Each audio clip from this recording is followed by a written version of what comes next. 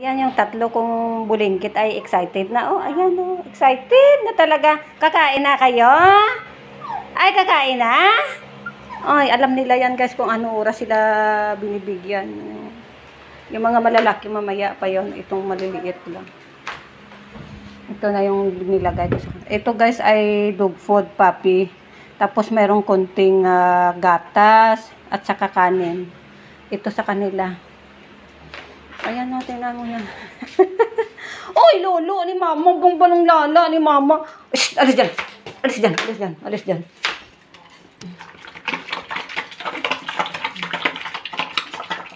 Ayan.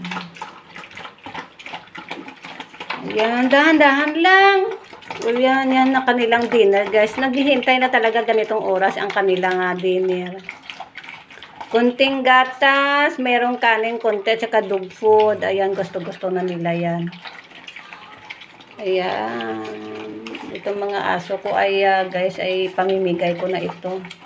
Kasi marami na akong aso. Itong tatlong ito ay palakihin ko lang muna. Mga 3 months na sila. Tapos ibigay ko na sila.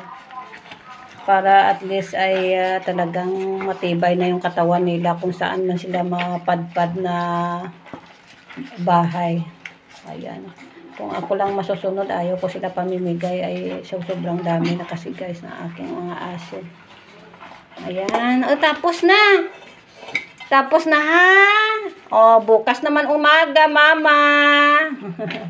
Bukas naman ulit sa batsingsing yung isa. O, matakaw. Ito lalaki.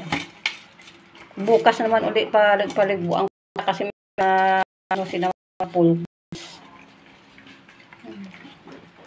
Bukas uli babay na pinggan, dilap-dilap pa dilap-dilap. Oh, dilap-dilap pa. Tama na bukas naman. Bukas naman be. Ay, bukas paliguan ko na yung ba.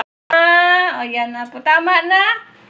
Ayan, see you later guys. Ayan may mga pulgas pa sila uli. Lagi ko yan sila. Ayun ako. See you later guys.